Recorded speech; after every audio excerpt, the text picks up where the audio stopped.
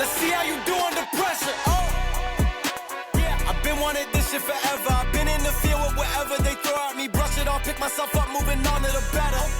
Hey, yeah, ain't no errors, baby, it's a new era. I wake up early, feeling rich like I'm I get to the paper, boy. Extra, extra. Fuck with me, you know that I got it. Hey, what is up, guys? Dustin here with Life by the Horns, where we boldly tackle life's terrain. And with me today, none other than our guest, Jake Kauffman. How you doing, buddy? Doing great. It's a pleasure to be here, Dustin. Thanks again for having me. Awesome, man. So super excited about this one for a lot of reasons. Sure. One, Jake and I met relatively recently over a cup of coffee. And as I shared with him earlier today, it was one of the most unique conversations I've had in a really long time for a lot of reasons, which I think we'll unpack some of that today. But Jake, comes to us, his background, at least currently, is all things performance coaching and life coaching with a little bit of a twist, which I think is super cool. And I can't wait to get into that. And then we're going to share a little bit about the book that he just wrote here later on called Let Love In. But for those who know nothing about you, I'd love for you to share a little bit of the abridged version of maybe your childhood, early adulthood, and then what got you into this profession. Yeah, absolutely. So, I mean, it really all started in my late 20s, early 30s. I was very committed to and focused on building a business, becoming successful, like most men in their late 20s, early 30s. Yeah. But I was rich in money, poor in happiness. Despite how much success I had at the time, it on some inherent level didn't fully satisfy. I was constantly pushing, chasing, striving, overreaching for success, and was driven just by the pursuit of accomplishment, achievement, and success. But that only left me empty and wanting. And so I had to figure out why that was. What was going on within me in my life at the time that was causing that to happen? Because I got everything that I said I wanted. I built the business. I come from the healthcare technology space, started a software company with a couple of other guys. That company now has 400 people. So we grew incredibly fast and achieved everything that I set out to, but again, was just on some inherent level empty and wanting and unfulfilled, rich in money, poor in happiness. And so I really needed to figure out what was going on that was producing that, because it didn't really matter how much more success I created for myself. It just didn't satisfy. And so that had me, honestly, it drove me to go to therapy, because I was like, what is going on here? Yeah, I'm checking the boxes. Right. I'm checking the boxes. I checked the boxes, but there's this void that I can't seem to satisfy, that I can't seem to fill. And how I would put it now, I didn't obviously have this language at the time, but nothing outside of you can give you more of what you already have. And so it was in therapy that I came into the acknowledgement of the sexual assault that I had experienced when I was roughly 12 or 13 years old. After which I took on this identity, this persona, in an attempt to not have that happen again, in order to not be taken advantage of or hurt again. And again, most of this was unconscious. So I started to act as if I was successful, act as if I had it all together, act as if I was fine. I mean, how many times have we, especially as men, have encountered that where it's like, I'm fine. But if you were to have a really honest conversation with someone, you'd find out very quickly that they're not. And so here I am 15 years after the incident had happened, because my approach to dealing with it was to simply not deal with it. Like most of us. Well, when you're 12 or 13 years old, you don't have the mental resources to know what to do with that amount of pain. Correct. And so the easiest approach is to simply do nothing, is to suppress it, repress it. But of course, when we don't reconcile the pain from the past, what do we inevitably do? We recycle it in the present moment.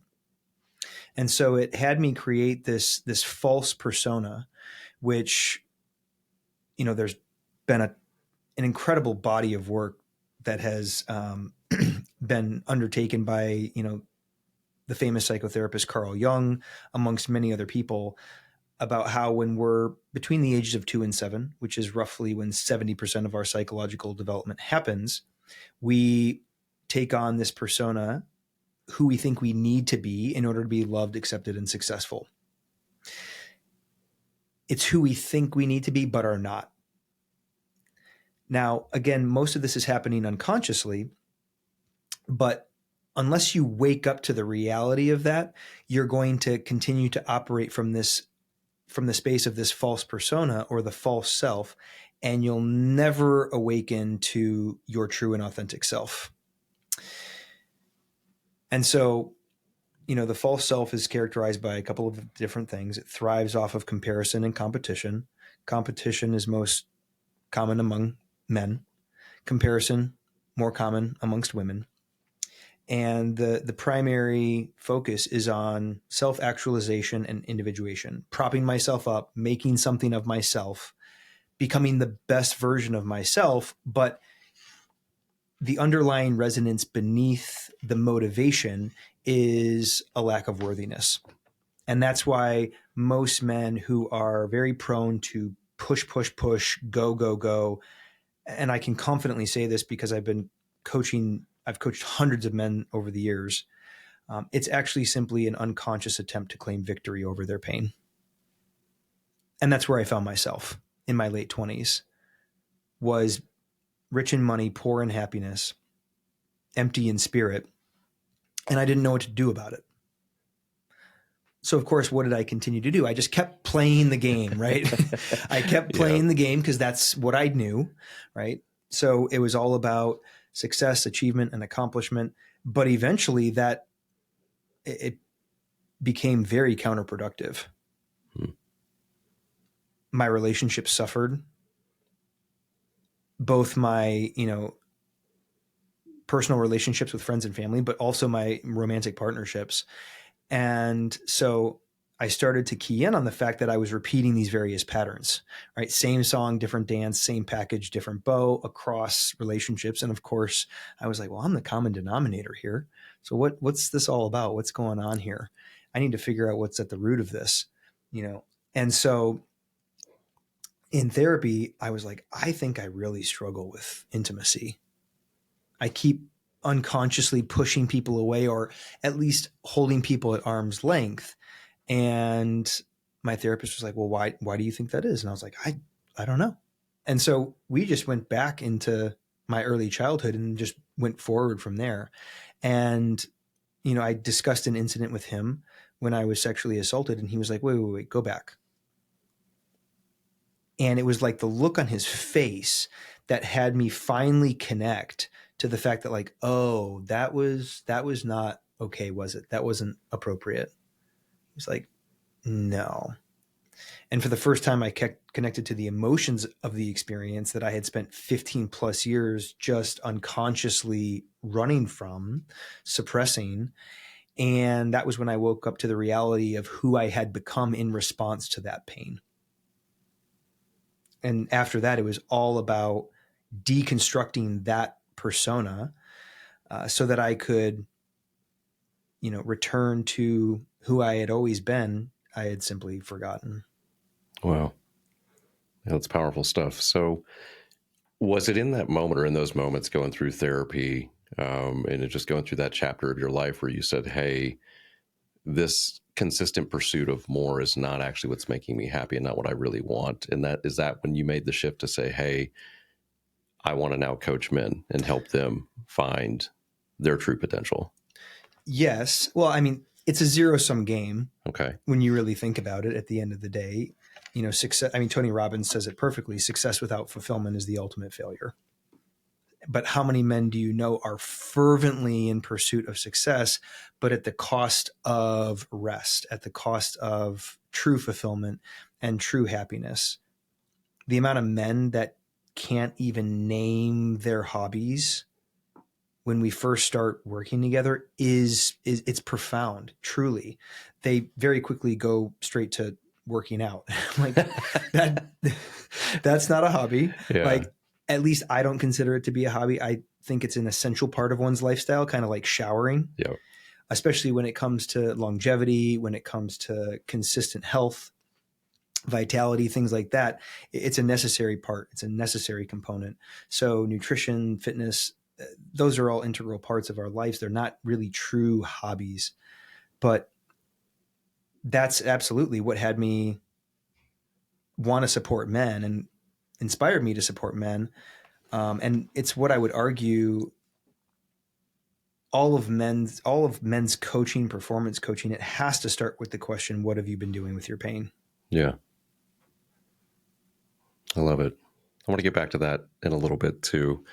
But you'd mentioned prior to this that you're an expert in alchemy. Yeah. For those who aren't super familiar with the term, elaborate on that a little more. So alchemy is just a fancy word for saying transformation or transmutation. And that's why my book, the subtitle is what it is. The pain stops when the truth starts. When we turn pain into power, purpose, and progress. But that requires that we go into the pain. Mm-hmm. So any coach that is worth their salt, they're going to have an honest conversation with you about dying first, as opposed to your goals, as opposed to adopting new high performance habits, because all of those things all of those things are just symptoms, which is why most men's coaching is just symptom reduction. It's rearranging the deck chairs on the Titanic. The focus is on faith, family, fitness, and finances, and not primarily about what is getting in the way of you further ascending into those things. So the focus is flip-flopped. Okay. So we're not fixing the foundation. We're just focusing on all the superficial stuff. We're just dancing around the issue. Okay. Fair enough. So that then brings me into something else that you shared, which makes a lot of sense now. At first, I was a little perplexed. We don't achieve our full potential. We die our way there. Yeah. Yep. True transformation is always predicated on dying to something. So when you think about it, transformation is much, much more about unbecoming, undoing, unlearning than it is about learning, doing, or developing.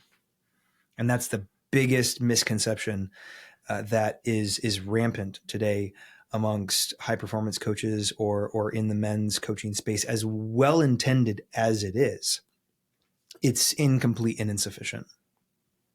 Okay. So would it be fair to say then that most performance coaches are skipping over the first step in real personal development? Correct. They are unintentionally leading you around your pain by focusing on habits and patterns of behavior and optimizing for your habits and your patterns of behavior. But again, all of those things are just symptoms. The disease is significantly deeper. Okay. So walk us through those stages of actual development. What are those and what should that look like? Well, the stages of development, in the beginning, we always overcompensate. Yeah, right. And we see this in young boys, of course. Young boys, what is one of their primary goals? It's to make dad proud. 100%. Right. And they will overexert themselves. They will overcompensate. And they're supposed to. But they were always meant to graduate out of that phase or that stage, which is why earthly fatherly love at its best is conditional. Because on some inherent level, a young boy needs to know that I can earn dad's love. I can earn dad's approval. So it was always meant to be incomplete and insufficient, because that's the only thing that I would suggest, or one of the primary things that then puts us in touch with a higher power, a higher purpose, and a higher power.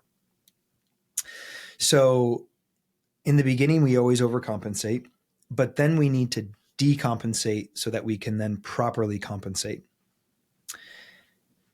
How that happens is through construction, deconstruction, reconstruction, which is the phases that in my work we walk men through. Construction is simply becoming aware of my internal unconscious limiting beliefs, what went into making up the broader parts of who I am, specifically the compensating parts, the adaptive traits, the compensating strategies. And this is why, I stand by this and have for years, which is, for most men, our greatest strength is simply an adaptation or an overcompensation to avoid experiencing pain. I became the guy that from the outside looking in had it all together. Yeah. Was a 3-sport athlete in high school, excelled in academics. I was an award-winning artist. And then, of course, that just evolved into my professional life where, I was this tech executive, really successful, again, really fit, all of these various things, all of these earthly material things, these external things. But that at the end of the day was not a true reflection of what was going on in my heart. Deep down inside, I was incredibly hurt and I was incredibly insecure due to this experience that I had early on in childhood that shattered my self-confidence and my self-esteem, that all of that was simply an attempt to claim victory over, to run away from, to distance myself from. But it just kept the pattern going because I hadn't addressed the root cause issue, which was the pain. Yeah. Yeah. Like I shared with you the first time we met, all this sounds too familiar.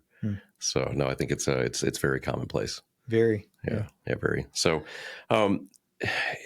in the world of performance coaching, when the focus is often just achieving and succeeding and doing more, I mean, it's just checking off more boxes. Discuss a time where either in this deconstruction process or embracing failure or something that generally has like a negative connotation, whether it be with yourself or with the client, actually helped it become the catalyst for real growth. Oh, man. I remember a client that I worked with probably 4 or 5 years ago where, and just for the sake of like really quantifiable things, the client came to me and they were making probably $50,000 to $60,000 a month in their business. So doing fairly well for themselves. And they were resonating with all the content that I was posting about on social media. Yep. And so we ended up working together, and funny enough, they were also an Enneagram 8. So we start diving into the inner workings of, their personality. Personality, the root of the word quite literally means mask. Okay.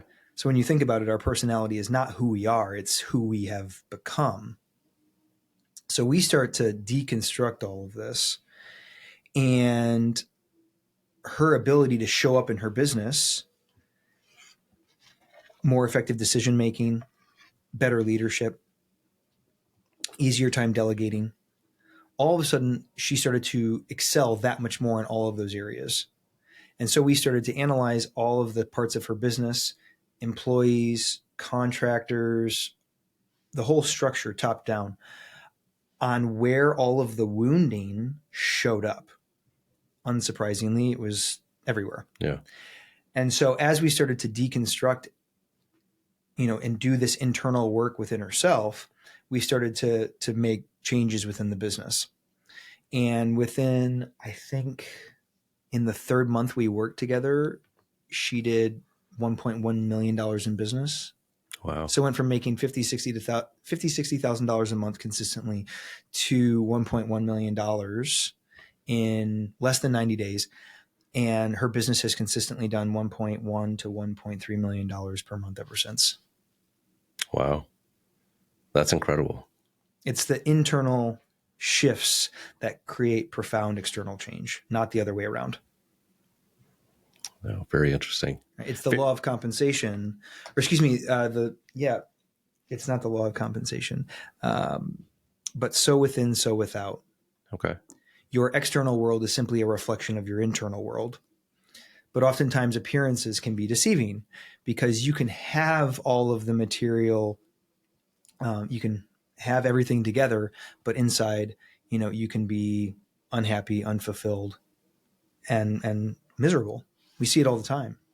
Everywhere. Yeah, everywhere. Robin Yeah. Williams, Kate Spade, Anthony Bourdain. I could go on. You know, Kate Spade, her business was doing $50 million a month when she passed away. $50 million a month. Anthony Bourdain, biggest food personality on the planet. Robin Williams, multiple Academy Awards, arguably one of the most successful, if not the most beloved actor of his entire generation. Incredibly talented. And all of these people, all of that was simply a front for what was going on inside of them. Yeah. Yeah. And I mean, a very high level that so many people look up to and believe they would love to be at. And we glorify that because we want the success. We want, the false self is primarily concerned with looking good. And so we are actively in this stage of psychological development. We're actively working to accumulate money, possessions, power, prestige. And that's okay. There's nothing wrong with that. We were we were never meant to stay there. We have to be put on the path towards a higher purpose and a higher power eventually. Yeah. So let's transition to the book now. So Let Love In. Mm-hmm. It's such a powerful title. And for, I mean, most of us guys who are all about, masculinity and being stoic and all these things. I mean, I remember, taking a picture of it and I'd sent a copy to a friend, and I, for whatever reason, I think, going back to the armor and everything else that we carry, it's just a unique thing for a man to even think about. But for you personally, can you share the inspiration behind the book and what it means to you personally? It's a roadmap. It's honestly a guidebook for how one can start to go about constructing, which is becoming aware of the internal barriers within myself that prevent me from, and I hesitate to say this, but for the sake of understanding, reach my highest potential. Okay.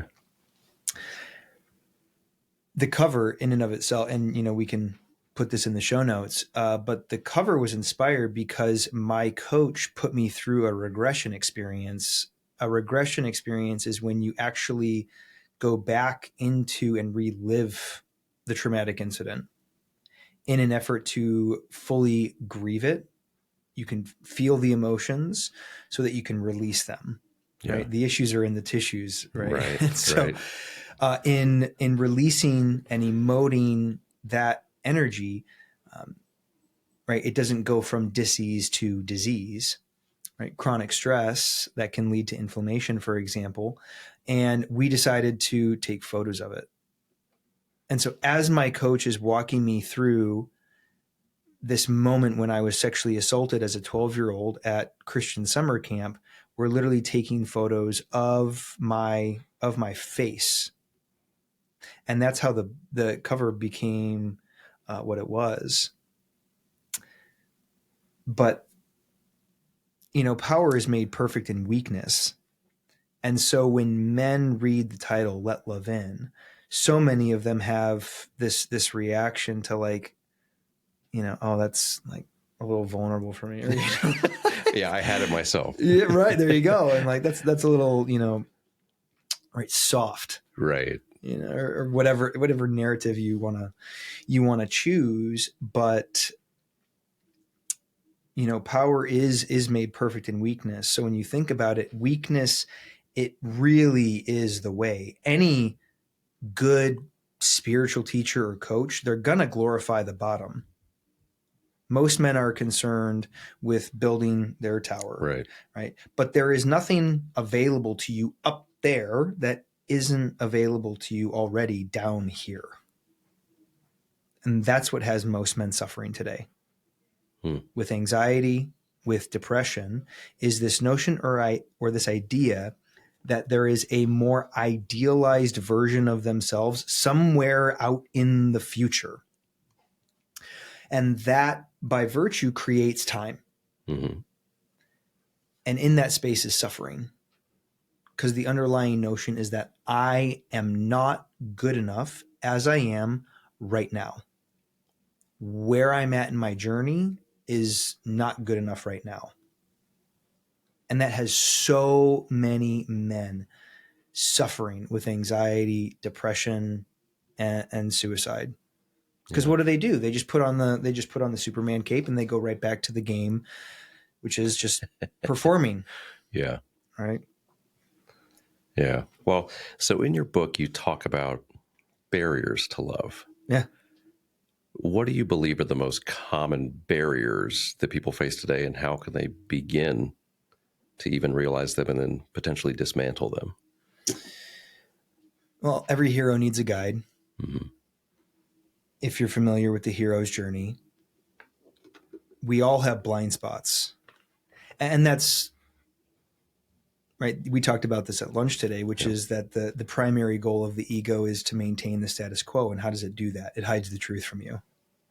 And so it's going to, these limitations that we talk about, these limiting beliefs, these adaptations, these compensating strategies, the ego is going to hide those things from you, and it's going to put them in your blind spot.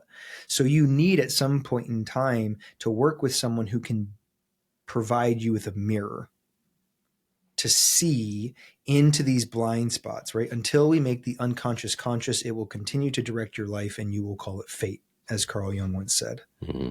So that's a lot of the focus of the work that I do with men, is bringing the unconscious to the conscious level, because 90 to 95% of our behavior is dictated by our unconscious mind, most of which goes back to our early childhood, when we are not only forming and creating beliefs about ourselves, about other people, about the world, but we're also actively creating an identity that we continue to carry around, most of it, again, unconsciously, into adulthood, until we wake up.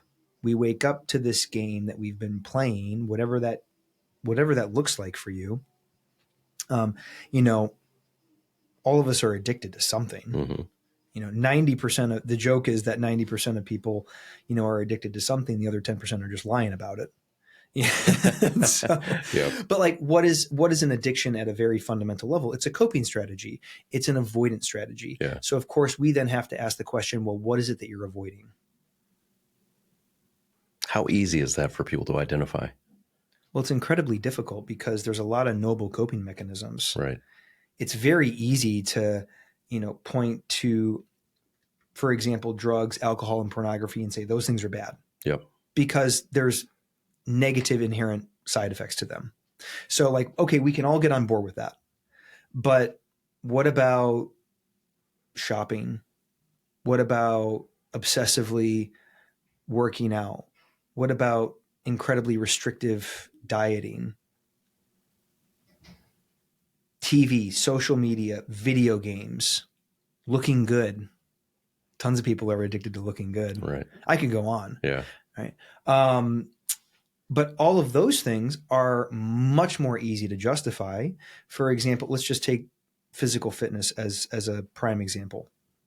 It's very easy to justify it, and justify it behind the guise of being incredibly health conscious, for example. Or, I worked with a lot of fitness professionals early on in my career, and this was incredibly, incredibly prevalent, that when all of a sudden you started asking them about, their past, most specifically the painful moments of their past, and you find out very quickly that their obsession with health and fitness and optimizing for and creating this ideal physique is, again, really just this unconscious attempt to claim victory over those painful moments. They're just unaware of what they're doing, and they're justifying it behind the guise of being incredibly health conscious. Yeah. And, that muscle leads to longevity, which it does. Mm-hmm. I'm not suggesting that you shouldn't work out. I worked out this morning before I came into this podcast interview. Yep. It's just that those things serve a negative positive function until they can be redeemed.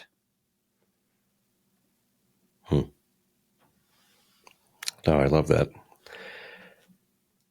In the book, you touch on unique challenges that men face with vulnerability.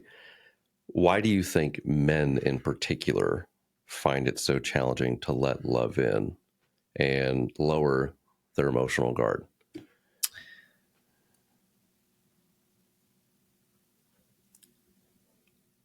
We have a very, for lack of a better phrase, complicated relationship with pain.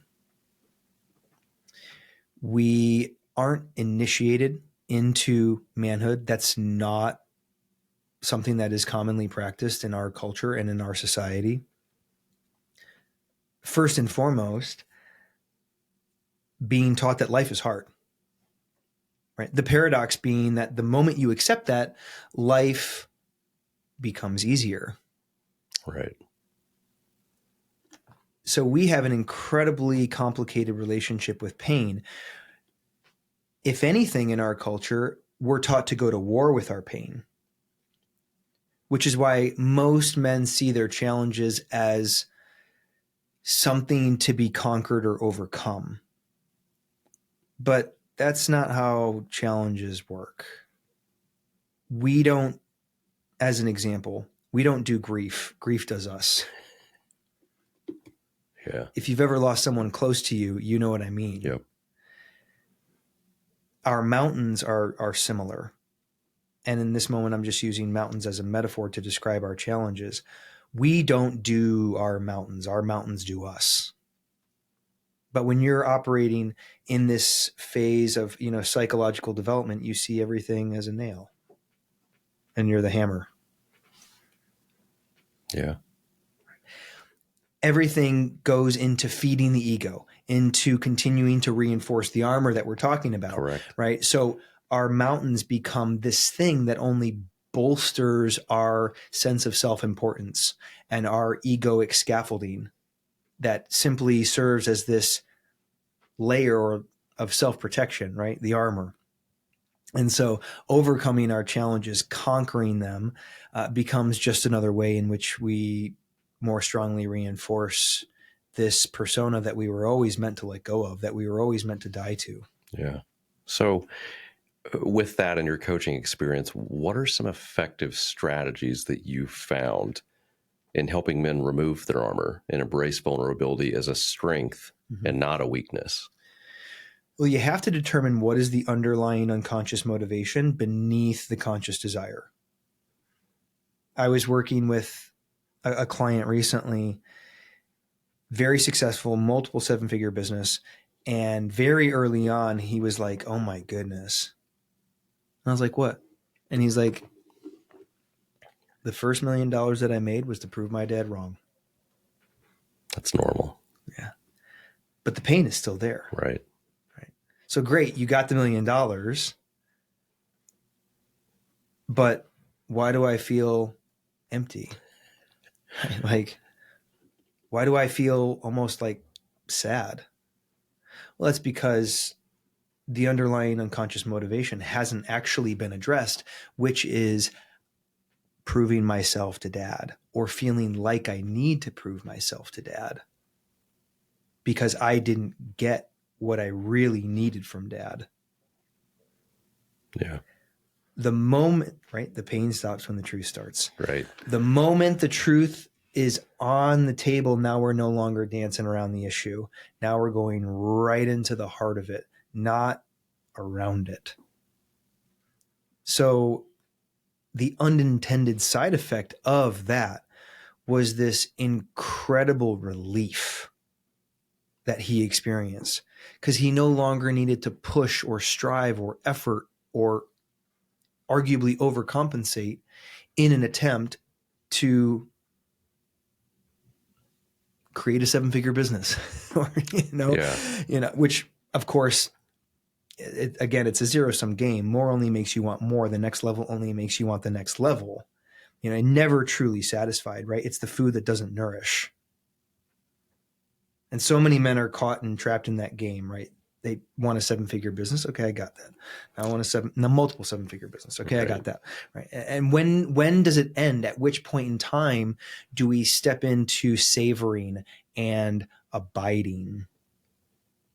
So many of the men that I work with, they experience a life of significantly greater peace, ease, happiness, and fulfillment, which goes right over the head of the ego, of course, because what it knows is hustling, is grinding, is right. Yeah, all what's of on the these wall? things. Yeah. Totally. And not that we've had this conversation about the distinction between balance and harmony. Not that there are not seasons of life in which we should embrace those things, right? We don't want to throw the baby out with the bathwater. But most men are constantly in that season. And it has them overworked, overwhelmed, stressed. They don't know how to rest. They don't have any hobbies. And then, you put several years behind that and they're like, why am I having all of these interpersonal issues with my partner? Why am I struggling to be present with my kids? Why do I struggle to be happy? Yeah. Well, I think my perspective, but I think everything you just named, the difference between it and business is full of scorecards and KPIs and stuff that is quantifiable. Yep. So it's easy to say like, I have passed or I have failed. Sure. Love. It's a feeling. Right. And that's something that with armor, it's hard to let in. Right. And I mean, most men aren't asking themselves that question, which is like, am I truly happy and satisfied with how I feel in my body? Am I even connected to my body? Right. Like if I were to tap into how I feel in my body right now, there's a lot of stress. There's a lot of pressure. There's actually a lot of tension there. I actually help, again, unintended side effect, but in a lot of the work that I do with men, they come to me with like incredible back issues, lower back issues, shoulder issues. And I don't work through that from a clinical perspective, but once we start to work through these suppressed emotions and we release that, you'd be shocked. We have guys who are like borderline bedridden who all of a sudden are going to the gym 3-4 days a week again. Yeah. And they're shocked, right? Because they've been to a doctor, they've been to, an orthopedic surgeon, and they're like, well, nothing's wrong, but we can do surgery. We don't really know what's going on. Yeah. It's energetic, it's emotional. Yeah. And so, when we start to deconstruct this armor, this egoic scaffolding that we think is us, but is not actually us, we address what is ultimately blocking us from a life of greater peace, ease, fulfillment, and happiness. And that's why our primary task should not be to pursue success. Our primary task ought to be to uncover and discover the barriers within us that stand against it. Very interesting. So I love how your approach intertwines love and deconstruction and performance, which are not generally a bunch of things that you put together. And candidly, going back to the book title, or even when we first connected, I was like, man, this guy Jake seems kind of soft for me. Totally. And I mean that with the most respect. Of course. And then, we actually met and had, again, some just very unique and interesting conversation. And it almost felt like you were speaking into my soul. I'm like, what is going on here? Like, so much so I had to call, good friends and even share, with team members here, like, hey, how often do you find, though, that the men that you coach are similar to that and have a really hard time letting you in to help them grow? I mean, there's an old quote, which I don't know if I shared with you, but there's two ways of being a prophet. One is to tell the enslaved that they are free. Right? This is the path of Moses. Yep. The other is to tell the free that they are actually enslaved. And that is the more difficult path of Jesus. And what did they do to Jesus? They killed him. Right. So of course, nobody, at least in the first half of life, wants to hear this. And I would even go so far as to say that they can't hear this, which is why they need to experience great love or great suffering. Those are the two primary catalysts for transformation, right? There's something that has to happen to get us to wake up. Death, disease, divorce. We have to lose at something. We have to encounter a struggle that we are not a match for, that my strong willpower, that my acquired knowledge, that my mental resources just can't handle. And it's in that moment, right? I think Tony Robbins says it well when he says, until the pain of staying the same is greater than the pain of change, you're not actually going to change. And that's why, you know, for women, it's often great love, because they're the ones that have kids. So they're very connected to this notion or this idea of transcendence, that my life is not about me. But for men, it's typically great suffering. We tend to need a smack upside the head. Yeah, that sounds all too familiar. Yeah. Very, very interesting. So at least in my conversation with you, and maybe I'm mildly naive, but I believe that most coaches in this performance space are not doing the same work that you're doing. They're not going through this deconstruction process and rebuilding because, candidly, again, my opinion, maybe they don't know how, and maybe it's super messy and they won't get the quantity of clients maybe they're looking for. Yeah. What are your thoughts? Well, you're spot on. And there's a lot of statistics and research to back up what you're saying. Studies have shown that 90% of people who hire a coach, whether this is a fitness coach, whether it's a nutritionist or a dietitian, a life coach, will ultimately end up returning to their former level of behavior. That's wild. Right. 90%. And so when you start to analyze and break apart that and ask yourself, okay, why is that? Well, the primary contributing factor is their approach. Their approach is incomplete and insufficient. Most coaches focus on reconstruction, new habits, new patterns of behavior, right? Reconstruction without deconstruction will always be incomplete and insufficient. It will. It's just building on top of the exact same foundation. Yeah. If you look at the statistics around yo-yo dieting and binge eating, for example, there is incredible research that supports this, where people hire a nutritionist or a dietitian to help them optimize for their diet. They give them an eating plan. They provide some inherent level of accountability. But then after the coaching and the support and the accountability is removed, what ends up happening? They gain the weight right back. Again, why is that? You're building on top of the exact same foundation. It's just rearranging the deck chairs on the Titanic. And this is true in business as well. You cannot outgrow your current level of personal development, and you cannot outperform your current identity. It's impossible. You can for a short period of time with enough willpower and arm twisting and a coach who like pushes you hard enough, that's easy. Yeah. But what happens after the coaching client relationship is over? What happens when they leave you? Where are they at a year from now? Oftentimes people are in an even worse position because what happens, they have a greater level of conscious awareness. They know better, but they're not doing any better. Right. And they're like, what's wrong with me? They start making up stories, right, in order to rationalize why they're, back to where they were before they hired a coach.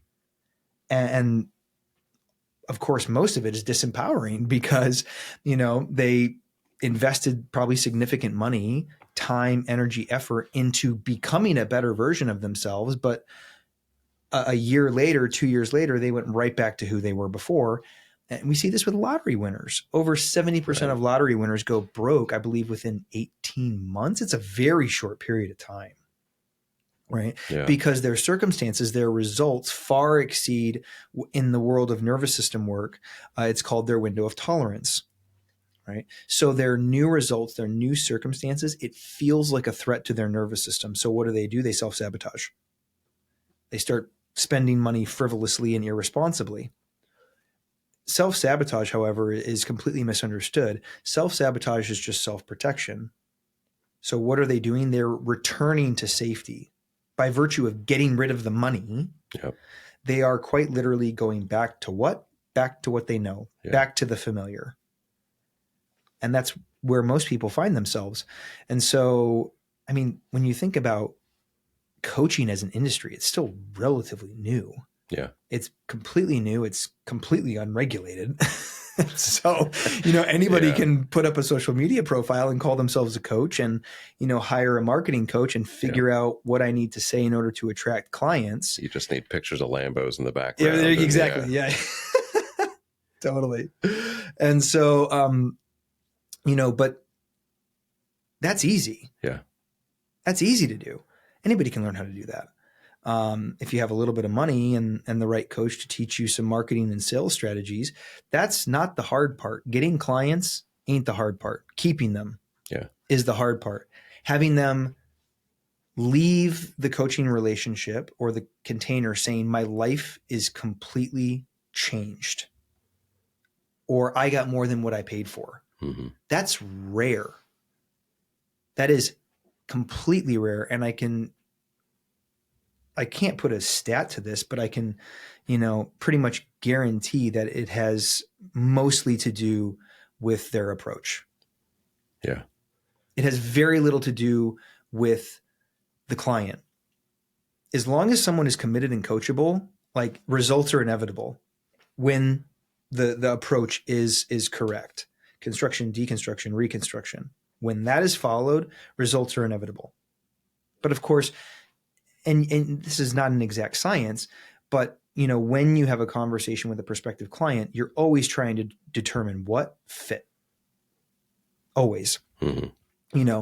Because a proper prescription requires a proper diagnosis. Anything less is malpractice. So if on the front end, the whole goal is to determine fit. And so if they're committed, if they're coachable, they're gonna see results. And not just temporary results that are isolated to the length of the coaching container. They're going to see results long after the fact. Agreed. Yeah, we, fortunately, unfortunately, had several years of time where we were doing consultancy practice for businesses. Yep. And I found it very interesting, although at this point, not interesting or unique, that, to your point, we could arm them with all of the tools and things that they needed. But after several years, I just came to the realization that none of that matters. That doesn't fix anything. It's got to start here. Correct. And then ironically, several months later, we had connected. And I think that may be just one of the reasons I've found that our conversations have been so interesting, because I was getting so frustrated that, like, their business was not going to grow until they grew. Correct. Yeah. Tactics and strategies are only good as the person who's using them. Yeah. Well, what goes into making up a person? It's their beliefs and it's their identity. Yeah. And so when you start to optimize for those things, which requires deconstruction, when you start to optimize for those things, you achieve long-lasting, sustainable behavior change. You do. So they start to show up differently in the business. They start to lead more effectively. Their decision-making is, it's better. There's a ripple effect. Yeah. There is, right? The shifts on the inside inevitably lead to shifts on the outside. And it's not just exclusive to the business. It starts to show up, at home, in their health, in their wealth, and in their relationships. Yeah. Yeah, I love that. I'm confident that the work that you do is very unique. Do you believe, I mean, assuming there are more people out there like you, that you have the ability to potentially impact the cultural norm or the narrative around masculinity and emotional expression? Yeah. Well, I mean, that's my goal. Yeah. I mean, truly, the hyper masculine game that most men are playing in an effort to be successful was always meant to fall apart. It really was. We don't have the leadership in our culture, in our society. We don't have the tools. At least most men don't have access to the tools. They're looking to leaders who are materially successful, or we're looking at influencers, right? Right. We're idolizing people at the top. Yeah. But it's all about what's available at the top, which again it's available to me right here. Yeah. It always was. Yeah, no, that's very interesting. That's great. And I know we had this conversation over coffee, but with what you're trying to do, Yep. you're only one man. I am. So, and with being one person, time is the most valuable resource, but something that's also limited. Yeah. If people want to start going down this journey of removing the armor, Yeah. and really starting to dismantle why they can't love in, where would you recommend that they start? With the book? Or, I mean, the book is a great place to start. I'm not going to, encourage people to go spend money necessarily, but if you simply spent time journaling, and I know it's going to sound so simplistic, maybe even borderline overly simplistic, but it's incredibly profound. If all you do is journal on the question, if my greatest strength is a compensating strategy, what is my greatest strength for? If you simply journal on that question and you be with it for a decent amount of time, I promise you the impact, the results, what you take away from that time will be utterly profound. yeah.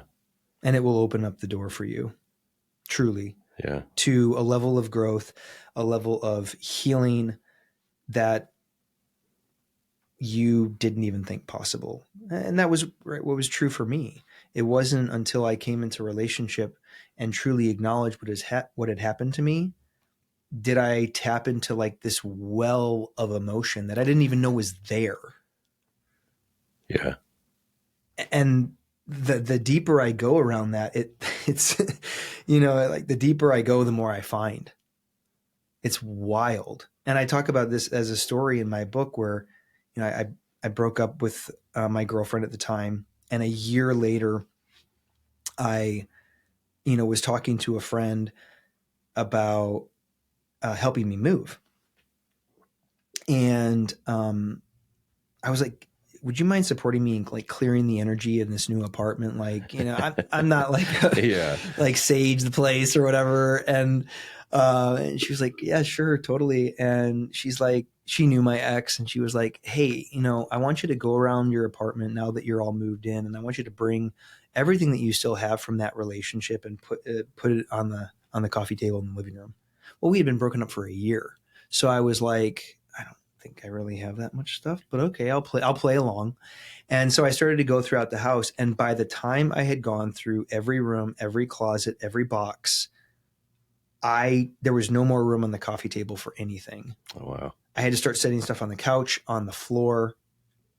And that's the perfect example of our unconscious mind. It's just like the iceberg picture that you see all the time, right? Like the tip is like 10%, right? 90% is below the surface. And most coaches are just coaching on that 10%. They're not focusing, nor do they have the tools oftentimes to address the 90% that's below the surface. Yeah. And it's not until we address that 90% will we be able to experience restoration within ourselves that ultimately leads to this long-lasting, sustainable, holistic change. Yeah. No, man, the holistic change is what makes the most sense. Right. Yeah. No, totally. 100%. I don't even know if I'm supposed to bring this up, but No, you're good. so I know when we had first met, the entrepreneurial side of me, I was just like, oh my goodness, there's Jake, you only have so much time and the message is great and do the things. And you were like, no, man, I choose to work with this many people at, any given time, because it's your bandwidth. Yep. It's also the amount of value that you give back, and you can't do that, with an infinite amount of folks. So knowing that, and knowing that the book is out, I know you'd also mentioned a program that you had put together recently. Yeah. So do you mind touching on that? Oh, a little sure. bit? Yeah. It's my first, well, I shouldn't say it's my first self-paced program. It's my first self-paced program,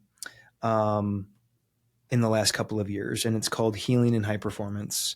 The idea or the notion being that one without the other will always be incomplete and insufficient. We need to have both of them in order to sustainably grow. And so I recently finished it, I think, in mid-February. Okay. And, a couple weeks before we initially got lunch, I think. Really excited about it.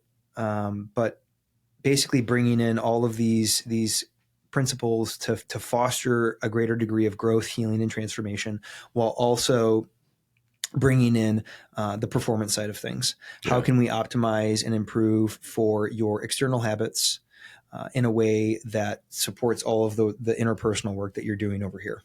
Okay. Yep. Yeah, very cool. Yeah, I can't wait to get my hands on that. It's still a work in progress, like most things in life, but I'm really happy with it.